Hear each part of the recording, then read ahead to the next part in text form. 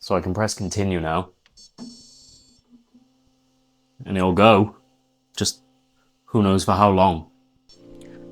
I bought a Prusa XL in 2026. You can ask me why, but it's got 5 tool heads, proper multi-material support. It's big, it's from Prusa, it's my first Prusa. So should you buy one?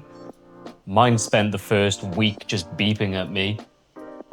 We're gonna go through the problems. Can they be fixed? What's the state of the Prusa XL at the moment, especially with everything that Prusa has done since? Is it worth buying now? Will there be an upgrade path? Hopefully we can answer these questions. Does this printer have a place in my roster of printers? Let's find out. So as I said, I got this printer secondhand. I went straight for a print. The guy told me he calibrated all. I didn't know anything about this printer as of yet, other than a few YouTube videos I'd seen, but I was getting these blobs. I decided to let the print go just in case I learned anything else about it, and I also printed some wipers. I don't know why these printers don't come with wipers in the first place, but I felt like I needed them. You'll quickly discover that don't do these ones. These ones are bad. But I let the print finish and tried to see if anything else came up. Every hour to 3 hours, I kept having to just come in, do this, chop a little bit off. It did have a layer shift because it hits one of the blobs. I couldn't figure it out. I can't leave the printer for more than like 2 or 3 hours without having to babysit it all the time. I'm not saying Bamboos are all plug and play, but they mostly are. Like if something doesn't go wrong almost immediately, chances are it'll be okay. This thing, people say it prints flawlessly. This was secondhand. I know it works fine. I think these are just issues that other Prusa users have also had based on Googling. The fact that I had to print my own wipers. We're gonna be doing other wipers as well, because the ones I got at the moment, you can see there are printed like silicone wipers. So it just goes over 2 pieces of silicone that I've cut into shape first. Like obviously this printer is years old at this point. Why wasn't that a thing? Why wasn't that included? Bamboo printers already had that. I know Prusa doesn't copy Bamboo, but like Core 1, kinda. The print quality is great. I'm excited to get it just working for the most part. I don't mind tinkering. I started with an Ender printer. I started with Creality printers. I don't mind getting in there. I just don't want to be in there as much on a machine that costs £4,000. So I've just stepped through the door, just got home. We're now started this Friday afternoon.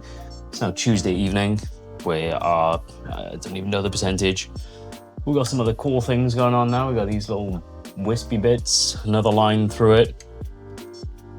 If it kills me, I will finish this print. We've got another blob here that I have to pull off. So I did a couple of prints overnight. I've got this bin. That's just gonna stick on the side of the printer if I'm gonna keep getting little poops, little bits. I think that just goes in the extrusions here. Amazing. That can just sit there. And I also printed these. So these are new wipers. They will go where the current wipers are, but they take the Bambu Lab A1 Mini wipers. So these are, you know, tried and true, proven. They work mostly on the Bambu printer, you know, for the most part, more than a printer that has none for some reason. It's obviously an issue. With any filament in any printer, it needs to be, if you're changing filaments, either changing nozzles, changing colors, it needs to wipe. It always has.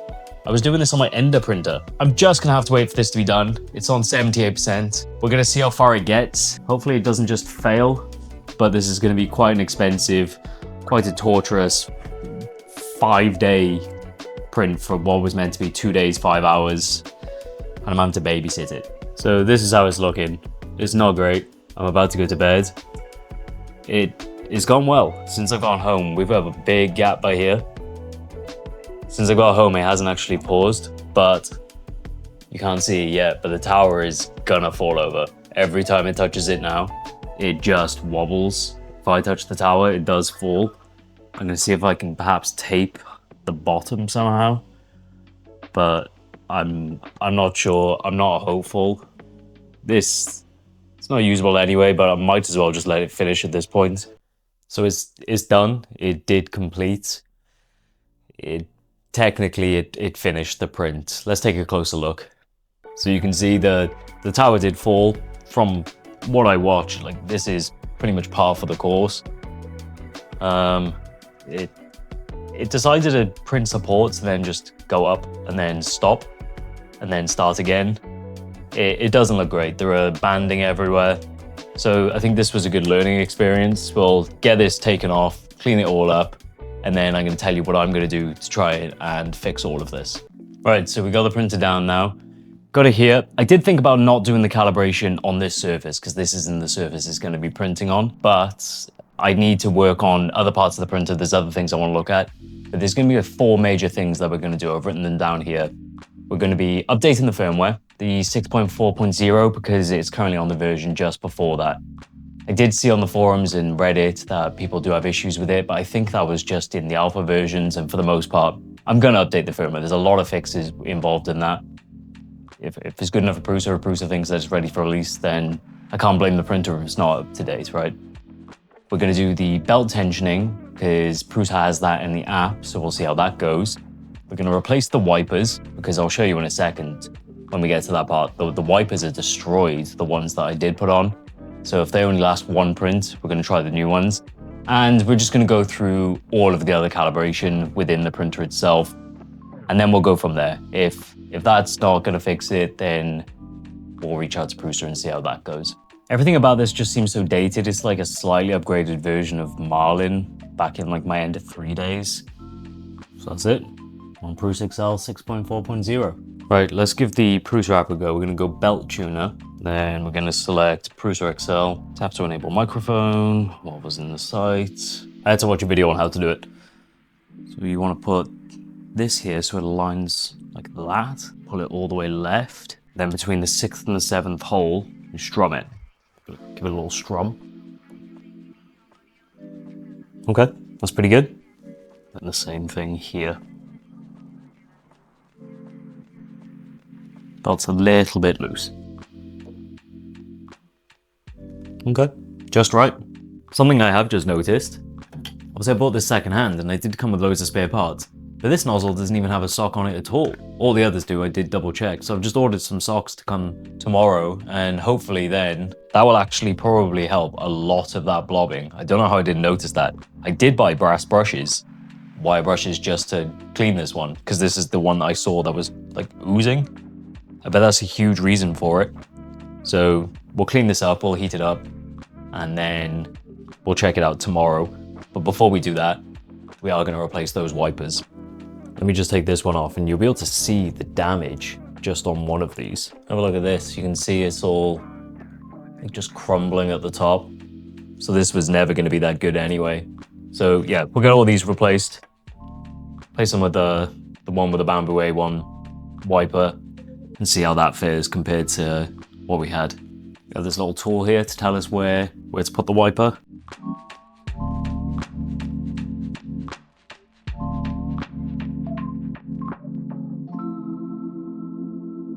All right, we're doing a homing calibration now because I want to get the first tool head. We're going to take brass brush and we're going to get it clean. So we're just getting the nozzle up to temperature now. We'll see where it goes from there. See if we can get that cleaned up. I want that sock on there. I want to give this the best chance it's got.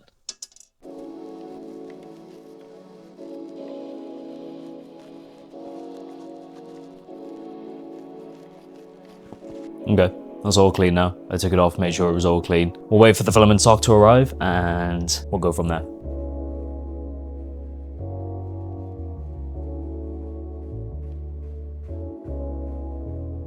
So the filament sock arrived and I'm pretty sure that did resolve the blobbing, but now we have a new problem with lots and lots of stringing. And I know the Prusa XL can be stringy, but I know it's not like this. I know it gets better than this. So what we're going to do is we're going to dial in our filament and hopefully we can get rid of at least 90% of this. This is unusable.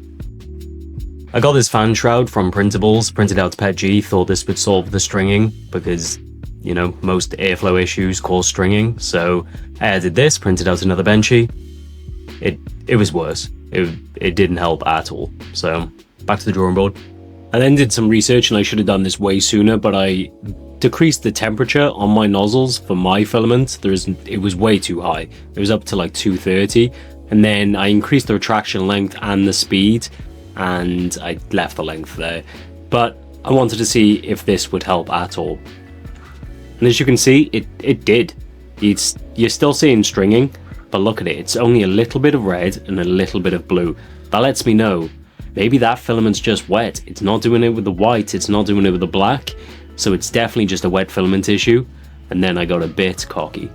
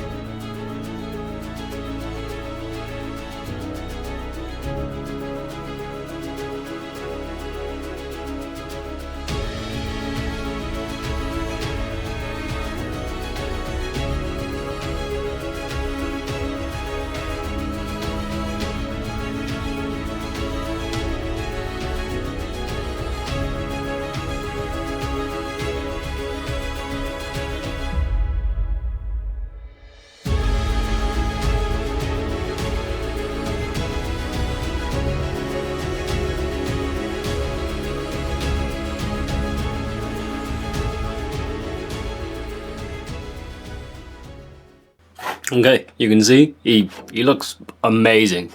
Way better than the one before, so we're going to get him all cleaned up and then we'll compare the both.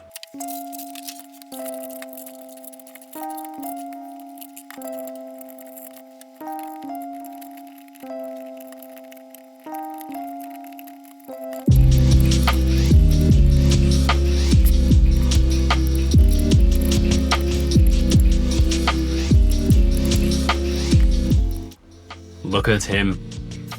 I think it's fair to say this is pretty much as perfect of a print that I could have expected. No gaps on his head at all, because we did 3 walls. Ever so slightly wispy, but a quick go round with the blowtorch, and he's 10 times better. Let's do a side by side so we can see how good he actually is compared to our first attempt, which was no tuning. But I think it's fair to say we've got this dialed in now.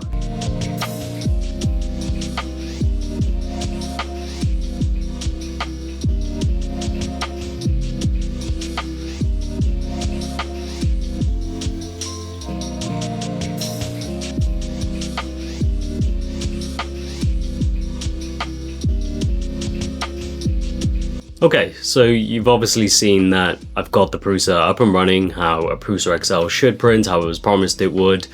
I'm now actually really pleased with it. You saw the side-by-side comparison, I couldn't be happier. I'm going to go through a couple of the negatives that I still feel about this printer, then we'll go into the positives and then what I plan to do with it in the future, because obviously we didn't actually use this anywhere near to its full potential whilst we were fixing it, but now that it's fixed, I do have some plans. So the negatives. You've heard me mention throughout the video no wipers. I understand it does have, kind of has, wipers under the nozzles at the back, but there's a reason people are doing wiper mods. It's because it basically has no wipers. They aren't doing what they should be doing. The Bamboo A1 mini nozzle wipers that I have on there, they are definitely doing something and more than what Prusa would have provided. There's been no official word, no official upgrades, and I just feel like that was something that was a big oversight, especially with a stringy printer as is. My next one is that at the moment, at least, this printer kind of feels abandoned for the Core 1 line. So you've got the Core 1 and the Core 1L, that's getting the index upgrade. You've got the silicone nozzle, or the silicone hot end that's coming out for the Prusa XL at some point. Maybe we'll have a look at that. And then you've also got the pick and place part system. I haven't done too much research into that. But if someone could figure out how to put the index on the XL, so one tool head would have access to 7 colors, even if you lost a little bit of space, I think that could be cool. I'm not quite sure what the upgrade path for that would be, but let's hope. That's not an official word, that's just something I'm hoping for. My other big one is the enclosure is insanely expensive. £650 plus shipping just to get a printer that is enclosed. That you can get buy enclosed printers. You can almost buy the Snapmaker for that. I think I'll probably just look at third-party solutions and see if I can build my own, especially if I'm going to be printing with different materials in the future. But you can't even see your print whilst it's printing in that enclosure. The whole print is a weird shape. The enclosure is weird. It kind of feels like just more of an afterthought than anything, but I do think it's necessary if you're going to use the printer to its full potential. It's kind of like a necessary after cost. I don't really like it. Don't really like the price. I think it should be cheaper somehow. I don't know the cost of making it. I get it. It's just expensive. The next point is it's just expensive in general. I think obviously there are people who own it. It's not a very popular printer though. The people who own it for like actual business use, because it isn't just, you know, buying like a Bamboo H2C, H2D, because they're used for very specialized uses. But I see people on Facebook every day just buying them for fun because the price point is so cheap. I get this can't even be compared to that, but it can be compared to the Snapmaker somewhat. I've seen people print in multi-tool head Vorons. I'm not sure on the costing of that, but I doubt it's far off. So for something that is mass produced, I just think Prusa have priced themselves out of this, and there's very little support at the moment going for the XL. It's not that old of a printer, and the community posts and the forums, they're pretty much dead at this point unless there's a broken update. There's still like this big discrepancy between the first gen users and the upgraded version. I've got the first one, but the upgraded version of the Prusa XL at the moment, if you do the phase stepping on the first generation on the latest firmware, my printer actually sounds worse. But if you go back to the phase stepping calibration, then upgrade, the printer it sounds as quiet as it says it will be.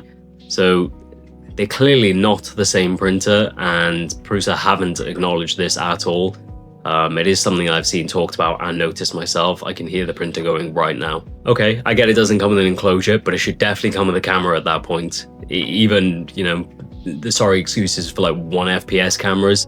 The buddy cam, the one that's made for the XL, the Prusa XL, it looks like a 2008 CCTV camera. I'm not buying that. I'm glad I can use a phone, but that shouldn't be an option either. It should have come with something decent, even if it was built in, something at all, and then maybe there was a path to upgrade from there.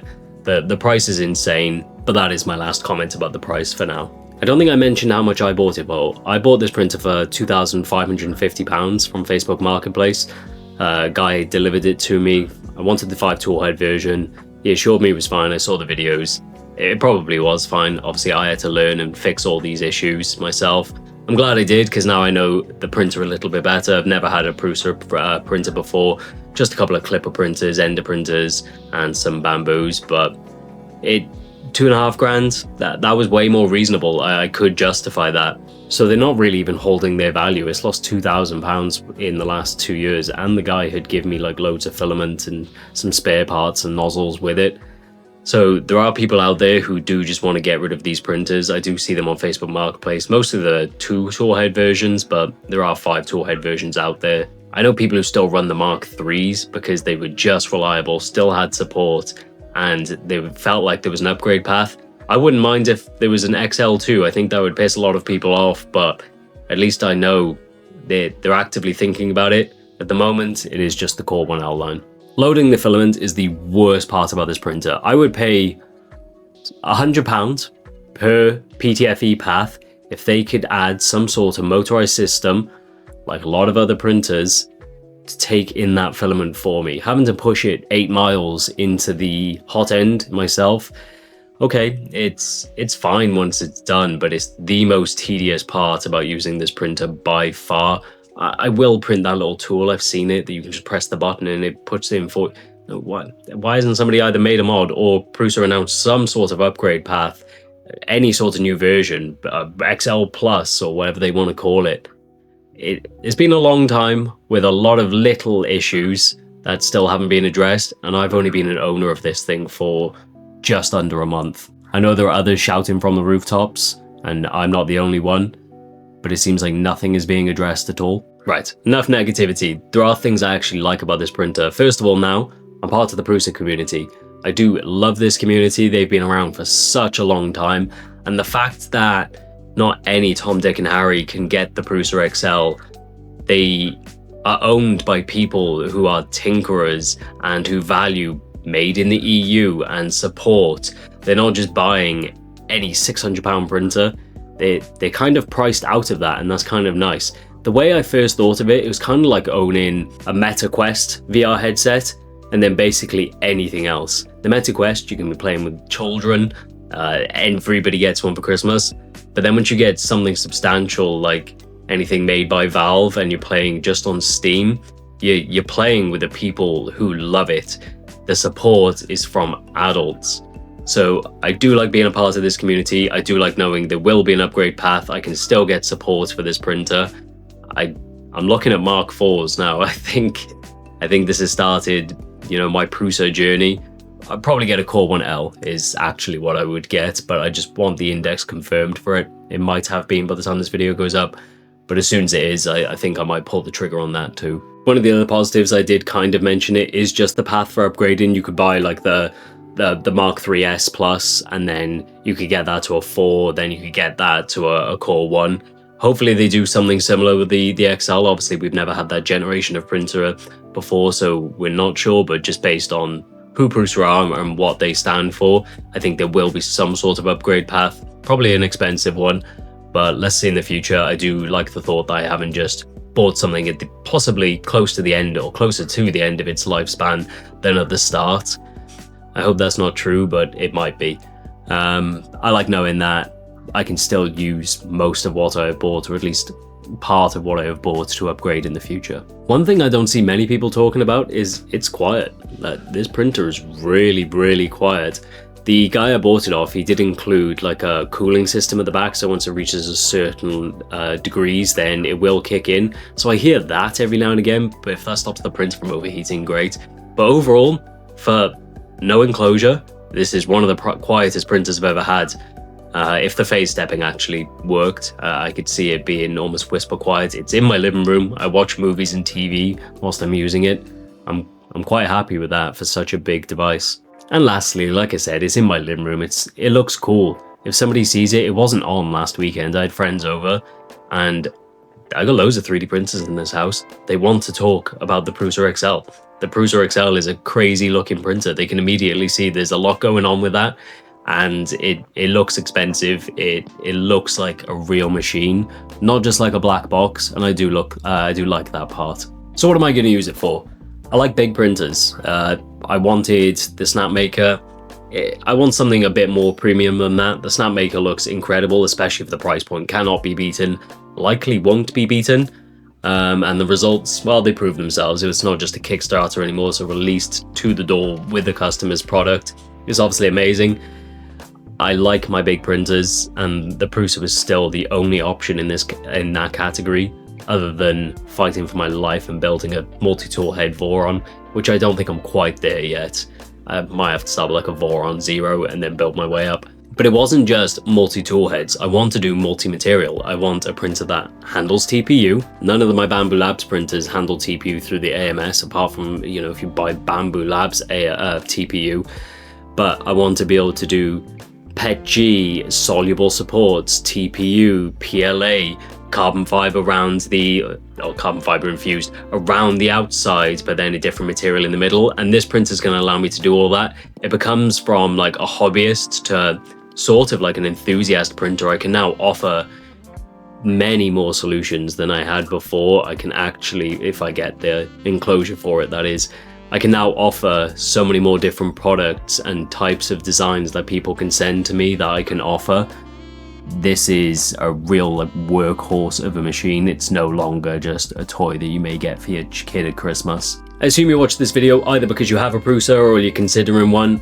Love mine. You saw it was actually just a bunch of silly mistakes stacked up that I could have resolved and did resolve, and now it prints pretty much perfectly for now. There's obviously going to be some tinkering in the future. We're going to be doing some cool projects. I've got some stuff planned. We also have some cool videos planned for the next couple of months, maybe looking at a couple of Kickstarters and unreleased stuff, so make sure you subscribe if you want to see that. Patreon is in the description. Get yourself some exclusive models, support the channel, and get videos early ad-free. Let me know if you've had any experience like this, anything you're considering, why I may have made a mistake, or anything else that I could do or could have tried. Let me know. Subscribe, and I'll see you in the next video. Thanks for watching.